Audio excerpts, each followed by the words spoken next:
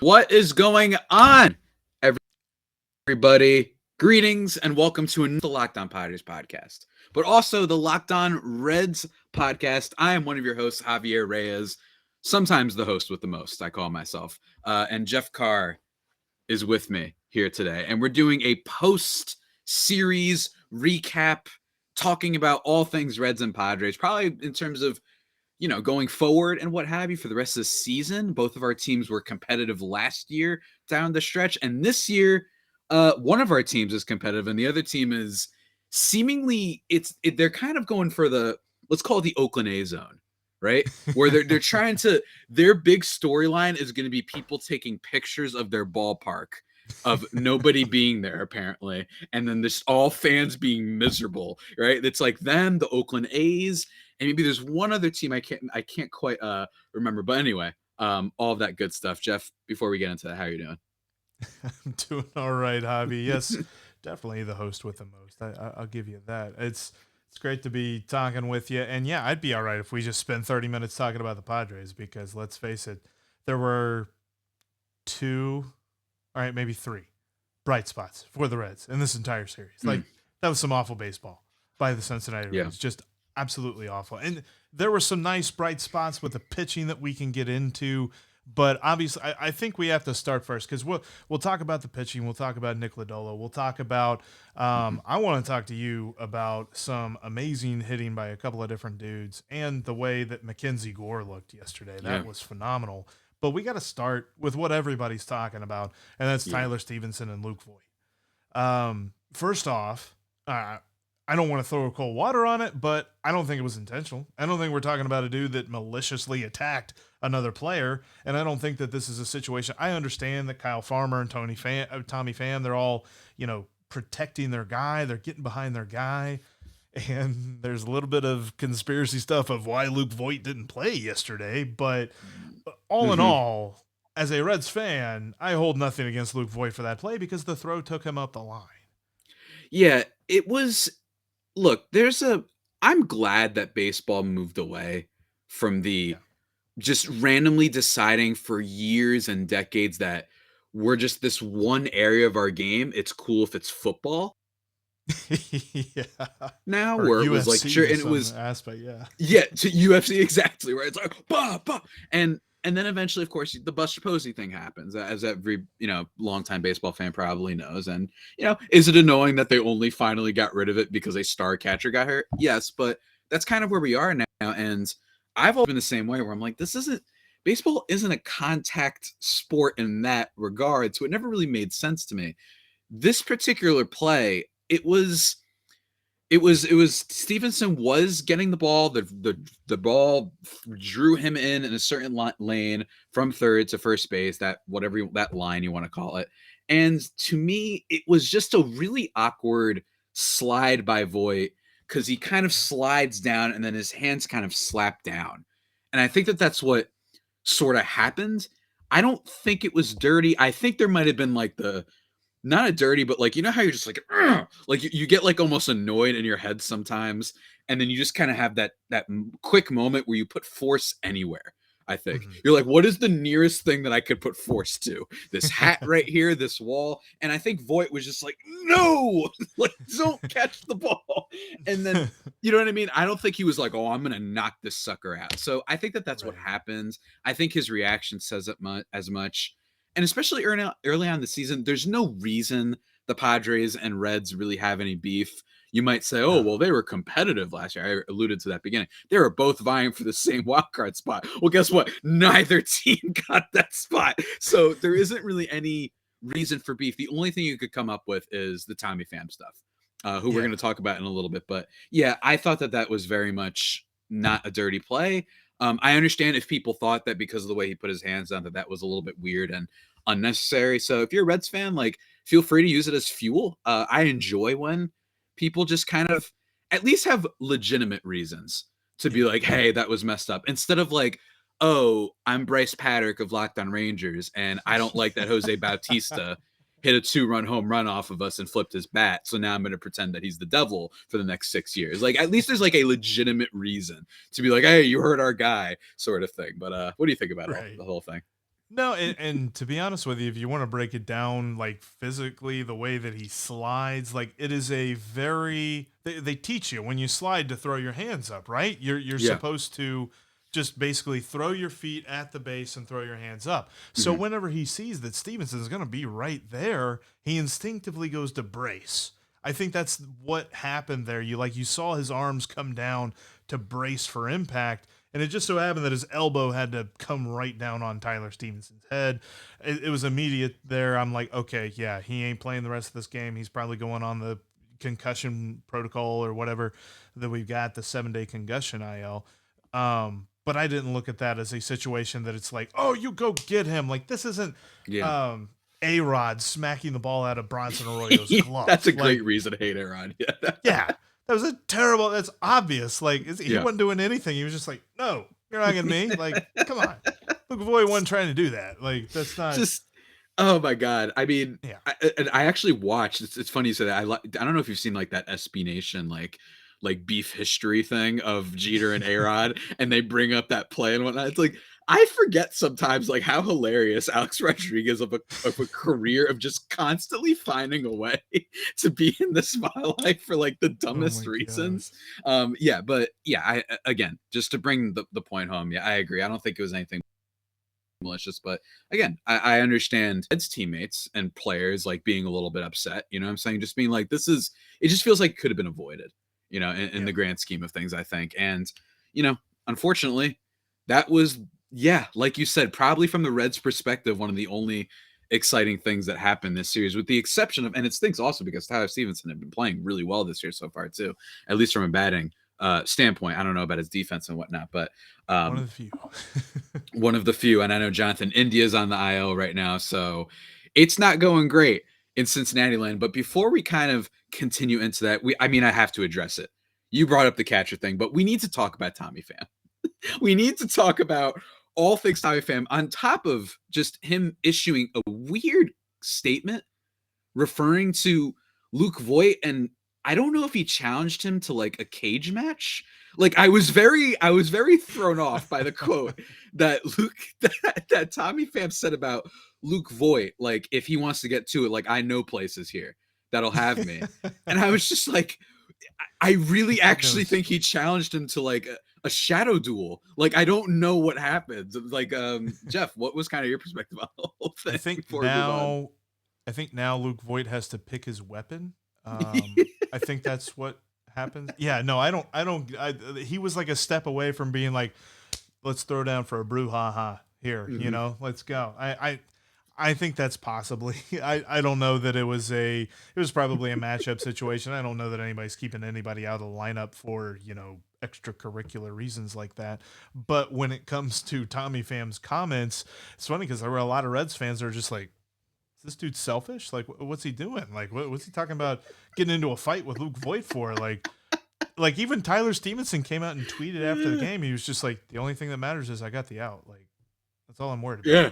And it's That just is like true. That is the part we right forgot too. there, Luke Voit was he's out. out. That's another thing that got forgotten. Yeah. Now it's just Time Fam's like, all right, we're throwing down. We're Um, adding injury to insult, or I don't yeah, know.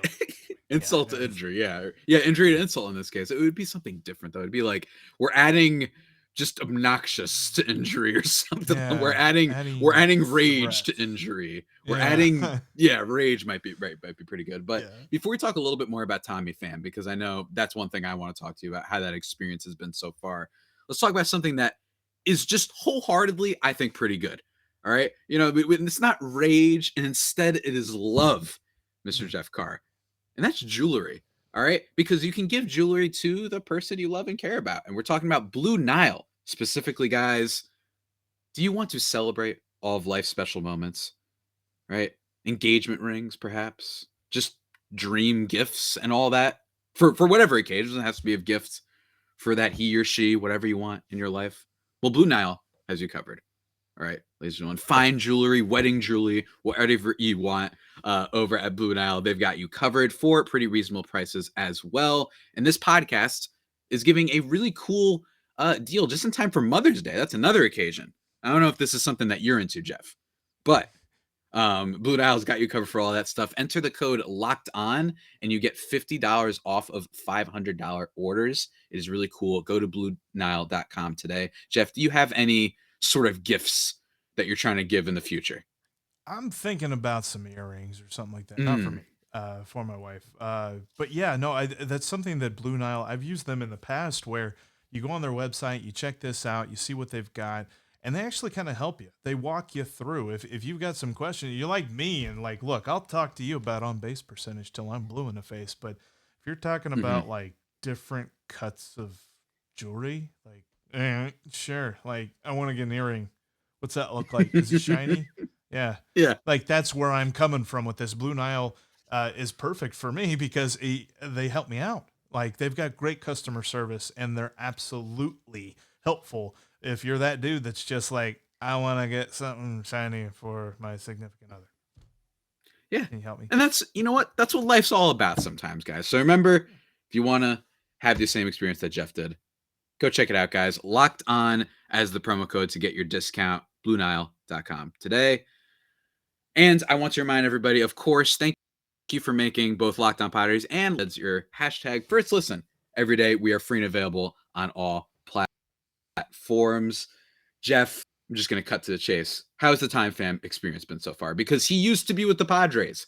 I used to call him the Warlock of the San Diego Padres. And instead, it is a long running bit that I do not say the name of the first baseman. I do not. You can. I do not say the name of the Padres first baseman. Tommy Pham, I don't know. I might have to add him to the rare rival that I don't say the name of. I have to come up with something for Tommy Pham, and I would love it. I need a villain for the Padres because Tommy Pham has absolutely been living up to it so far. But how has he been for the Yeah. Cincinnati Reds? Well, to be honest with you, a name comes to mind that Reds fans are not going to like, and it's a guy that was on the team last year as Drupal Cabrera, or at least before the San Diego Padres series. That's kind of what Reds fans were thinking about Tommy Pham because they both had the same distinction of going 0 for 22 to begin their Reds careers. Tommy Pham was not doing anything. There was a reason why the other day I said Steve and I have exactly one less hit than Tommy Pham does this year because he had exactly one more hit than we did. He was absolutely struggling and then just uncorks that home run in the Yeah. first game. And to be honest, it was a little bit funny how both of game 1 and game 2 begin with a Tommy Pham home run. And then in the bottom of the first inning, it's Manny Machado hitting a 2-run Yeah. home run to make sure that lead lasts all of like 20 seconds. So yeah, Yeah. that was a little bit annoying. But for Tommy Pham, like whenever he came in, I was looking at him as probably a top of the order type dude because of the upheaval in this Reds lineup. And he can get on base and he can bat against left-handed pitching, which is something that the Reds just were god awful at last year. And that's a big thing. But so far, I'm a little bit leery of it. However, this series made me feel some kind of better about the Tommy Pham experience. Yeah. And I will say at the minimum, and I couldn't bring up the exact exit velos and whatnot. I didn't find the total hard hits, but what I can promise you, I can't promise it, but based on the good old eye test, I promise you Tommy Pham did not hit that home run off of Joe Musgrove in 2 days ago. Blast. It went to like the fourth deck. I don't care if there's not a fourth deck. Don't tweet at me. It went to I promise you Tommy Pham did not hit a ball nearly that hard, at least maybe a couple times last year. Certainly not for a home run. Maybe there was some double that was smoked with an exit velo of like 118 or what have you. But I promise you Tommy Pham did not hit the ball nearly that hard at all with the Padres. Injury, he did have the stabbing situation. He did have just in general injuries the year before, right? Maybe it's possible that he's a little bit more recovered now. I don't know. But yeah, Pham with the Padres was very, I bring this up all the time, but he had one of the 5 worst WRC pluses with runners in scoring position last year among all qualified players. He couldn't drive anybody in. He was great for getting that opening walk, but man, was he dreadful. He still has a great eye at the plate. I will say that. Has a great eye at the plate. He doesn't swing at dumb stuff, but when the stuff is set in the strike zone, just swings through it like seemingly every time. And it's another example of seemingly the Rays trading a guy right before he, maybe reached his peak. But hopefully this gets him going for your sake. And for my sake, I hope it does it because I want it to be the new villain. I think it's really fun. I have no ill will towards Tommy Pham. I just think it's really impressive that he's drawn the ire of Padres fans who usually only care about the Dodgers. That's Right. usually the only thing that they have beef with. Now they're like, wait a minute, who's this guy? Like, This guy in Cincinnati, we hate him. He's terrible.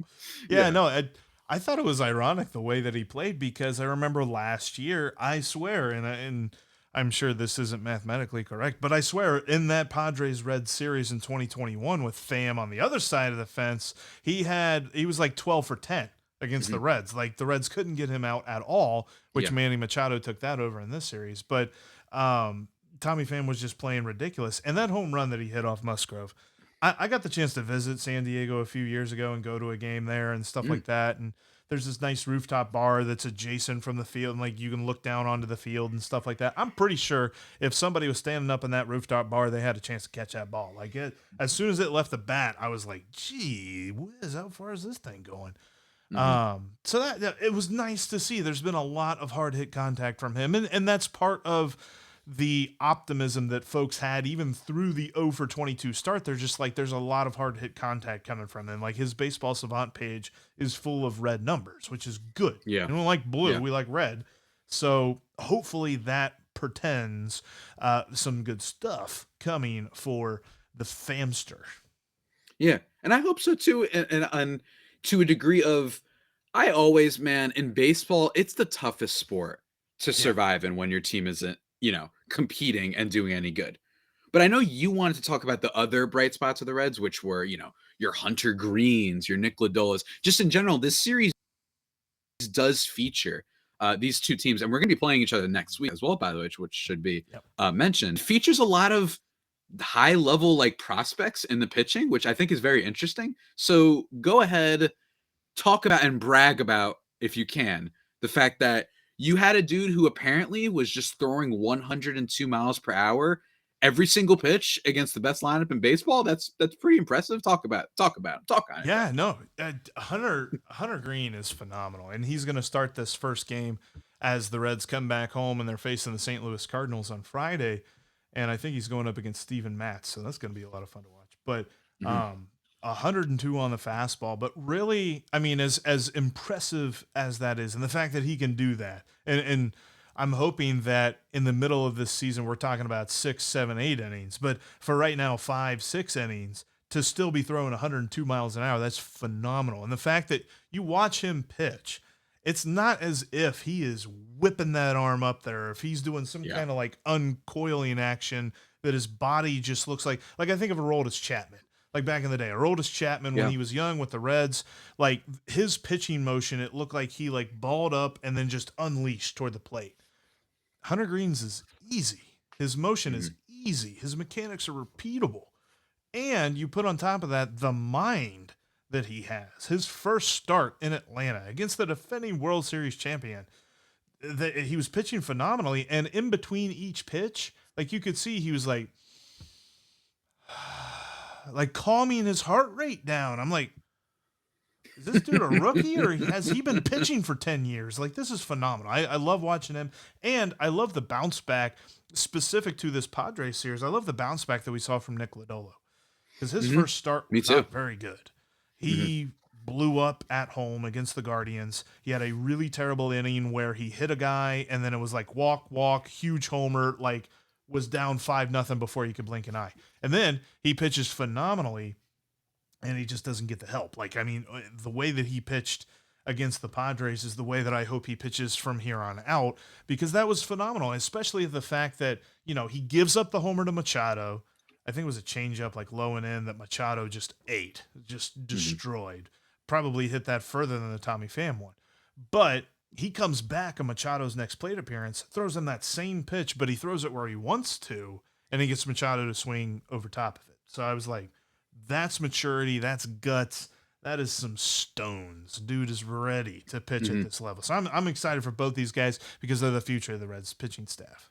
Yeah, absolutely. I talked about on my podcast that I actually think that game with Lodolo, the Padres might have gotten a little bit fortunate because they have Manny Machado on their team. Because absent the Manny Machado hit, barely any other hard contact given. I know that Hassan Kim, I'm pretty sure, drove in an RBI, but for the most part, not a lot of hard contact outside of that. It was actually the opposite. Sean Manaea actually was the one that gave up a lot more hard contact between the two, but that's just sometimes how it rolls. Padres have a really good defense as well, as compared, especially in the infield and stuff like that. So that's just how things go. But I'd be interested in Nick Lodolo, and I know that you have questions about some other Padres guys and whatnot, and I have some more questions for you. But before we talk about that, before we talk about the future and whatnot of these two teams, because man, it seems like it's going to be a long one for the Reds, ladies and gentlemen. Betting on the Reds, betting on the Padres, there's only one site to do it, right? You want to make that bet on Mackenzie Gore, Rookie of the Year, or CJ Abrams?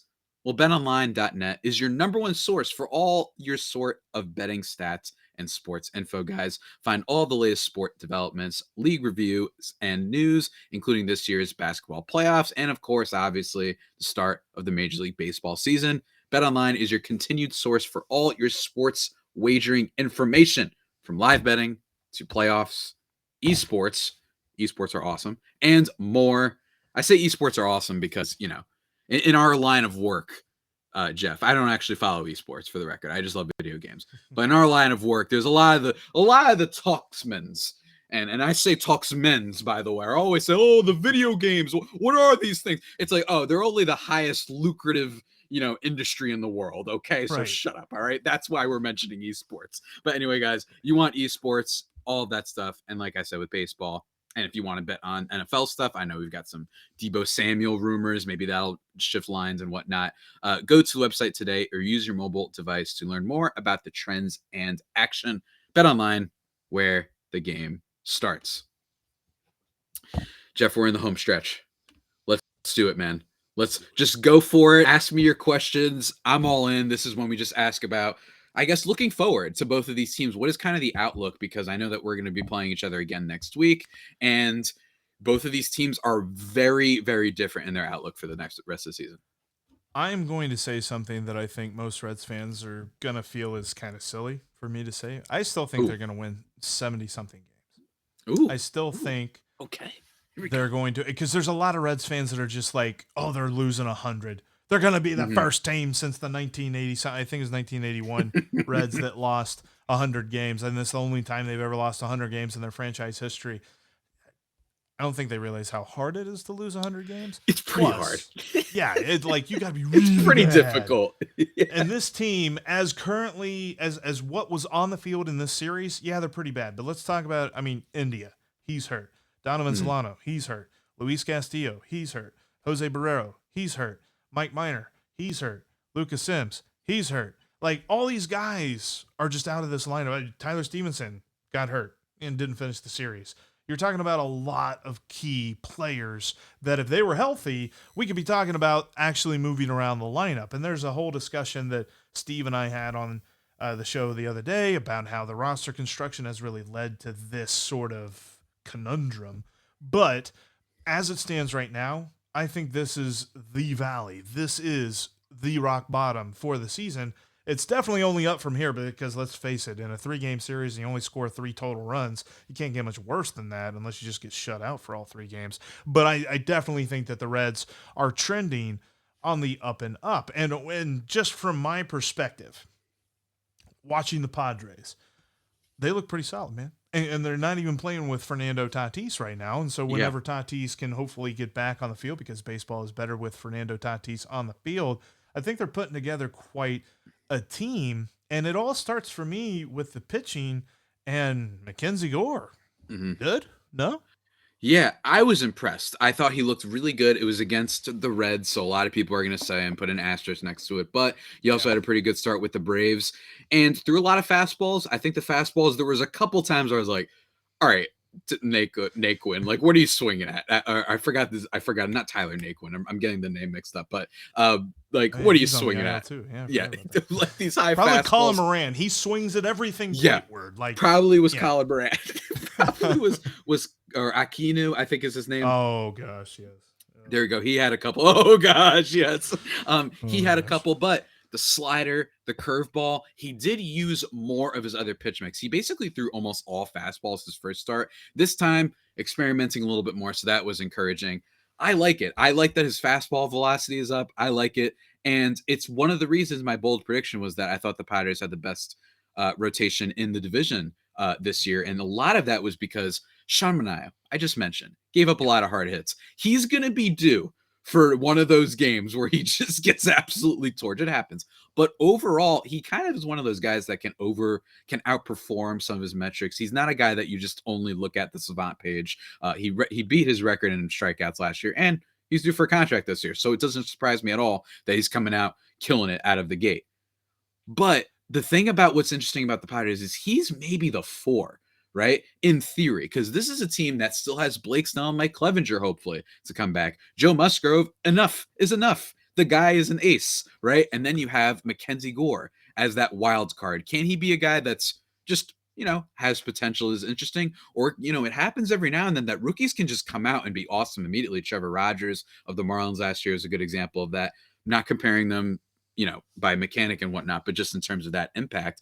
And then there's probably someone else I forgot that I'm forgetting about. Nick Martinez, I mean, hopefully he'll be okay. That's fine. But I think that it's just an overall amount of depth that the Padres have. You have Darvish, who sometimes looks amazing, sometimes doesn't make it more than 2 innings. But nonetheless, I thought that there was just a lot of depth and intrigue with that Padres rotation, that the lineup just has to be okay and whatnot. And I know that the Reds lineup, again, with the Mackenzie Gore start, wasn't doing all that great. And Joey Votto, by the way, Grand Theft Votto is happening right now. And I'm worried. We mentioned A-Rod earlier. I'm wondering if he had the A-Rod last hurrah. And what I mean by that is this. Alex Rodriguez, one of his last seasons with the Yankees, he was coming back. He had missed a year, and he had an incredible first half. I think Mark Teixeira had a good one for them too. And then everyone was like, oh my God. And then they head into their next season, and it's like, oh crap, no, they're done. They're not going to be able to do this again. You had Votto last year, 36 home runs, tied for the second most in a single season for his career. So it's like, oh man, is it possible? Now it's so early. Is it possible that Votto just had that one last really almost like a nostalgia season? And then it turns out that it looks like that was like his last great season, that we shouldn't expect, to that sort of level. To say that I'm objective about Joey Votto would be a lie, but no, I don't think so. I think he's got one more year. I really do. I think that right now he's kind of pressing a little bit because he had a crazy slump there where I think over the course of 5 games he struck out 15 times or 10 times or whatever it was. It was a lot of times, and then he was popping out to the pitcher. He was popping out in foul territory, things that Joey Votto does not do. So I think a lot of it is he's trying to press through the struggles of this lineup, and I think he's trying to put the team on his back and hit a bases empty grand slam and things like that. So I think that part of this is he's trying to do too much. I saw a lot more relax from him at the plate these last 2 games. That first game was rough. He did not look good in the first game against the Padres. The last 2 seemed like he slowed down a little bit. He stopped changing his stance no matter who's at the plate, because he was squatting down against lefties, standing up tall against righties. He's standing up tall again, no matter what. Still using the hockey puck bat, which I don't necessarily think that a bat is going to change that dramatically how much a person hits. And I think that once he is firmly into the swing of things, he's going to be good. Plus, there's one other thing that fills into my prognostication, and that is that Joey's always been a slow starter. He's always been a dude that the month of April you're going to look at and you're going to cringe, and then the rest of the season is Votto-esque. So I say I would need to see another solid month of these kind of numbers before I'd say I'm worried that we're going to see that decline phase return in a hurry. I think it's going to be good. And it would be a shame because I'm rooting for Votto because I want him to put up a couple more good seasons and whatnot, to have his Hall of Fame case and whatnot. And even more importantly, give us good reason to be really excited about his new Twitter that he launched. And apparently everybody says he's actually very, very funny, which I don't doubt. He says, I use oof when I text in his Twitter bio. I'm curious because look, a lot of people are like, look, he's actually legitimately funny, not athlete funny, but legitimately funny. I gave him a follow on Twitter. I have notifications on. Joey Votto, start hitting and start tweeting. That's what it's about. That's what you got to do in this world, man. So hopefully he can keep it up. The tweets, the TikToks, and the Instas. He's all over the place. Oh, he has been on the TikTok, yeah. He dove into that social he with loves both the feet. TikTok. Oh my gosh.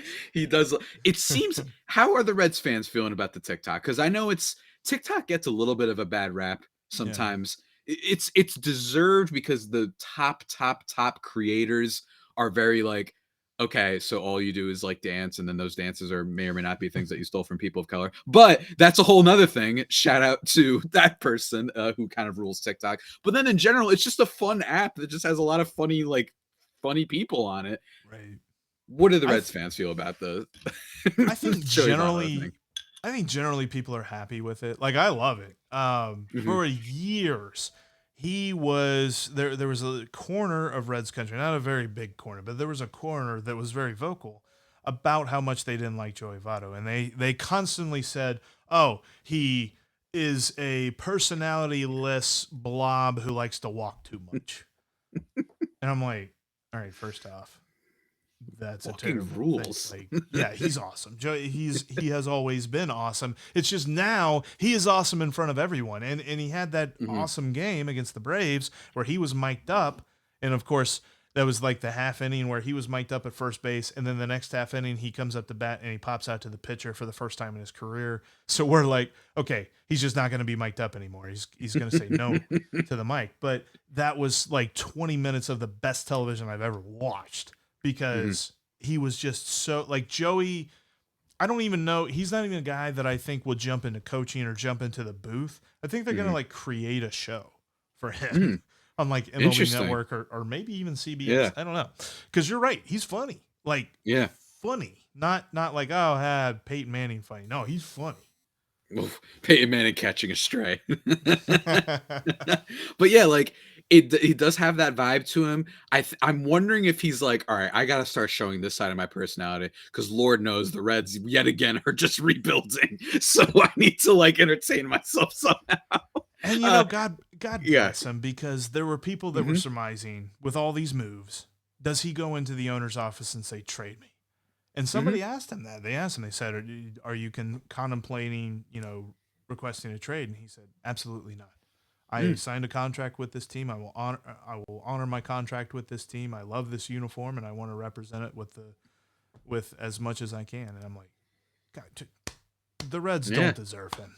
They don't deserve him. And if he had said, I want out of here, I'm pretty sure there's a total of like 0 Reds fans that would have a problem with that. They'd be like, we get it. we totally get it. Yeah. And that go win a championship idiots somewhere. Would have said, yay, he's gone. But I the rest of Reds country would be like, he absolutely deserves it. Put him on a contender. Hey, hopefully he doesn't end up regretting it, because it doesn't look like the Reds are going to be too competitive. Hopefully this isn't like the Damian Lillard of baseball where like we praise the guy for staying and then it's like, oh, what, Damian Lillard? You never played in big games, unfortunately. Either way, love Lillard, love Votto. And Jeff, this has been a very fun chat. Do you have any final thoughts and whatnot to share with the good people of Locked On Padres and Locked On Reds? Any final thoughts? I'm sad at the fact that I wasn't at the ballpark on Tuesday. Taco Tuesday at Petco Park is just like none other. Those tri-tip tacos just. I gotta go out one day. I really do. So good. I gotta make my San Diego trip. I gotta make it. It's so at some point.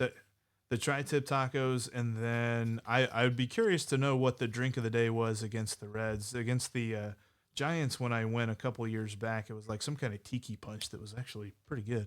And went really well with the tri-tip tacos. But yes, by the way, that's another thing. If you want to hire me for concessions advertising, come find me. Everybody, do very much do that if you'd like. That was random. But guys, random is what you get sometimes over on the Locked On Network. And you also get something else. You get general Locked On MLB talk. Please go check out Locked On MLB, guys. Paul Francis Sullivan, but please call him Sully, brings you his unique perspective on the major leagues, both past and present. It's free and available wherever you get your podcasts. A very good podcast. Sully is an old man who loves to beef with me in the Locked On chat about the extra innings rule, because Lord forbid We have 15 games a year that are a little bit different out of the 162 that we have. But anyways, go check out his podcast. It's really great. Whenever he does breakdowns of past stuff, especially, I love it. Like on Ricky Henderson, on some other greats you may not have heard of. He's great. Go check that out. Jeff, you got anything else you want to plug? Just make sure you check out Locked On Reds. You can find us exactly every single place you find Locked On Padres.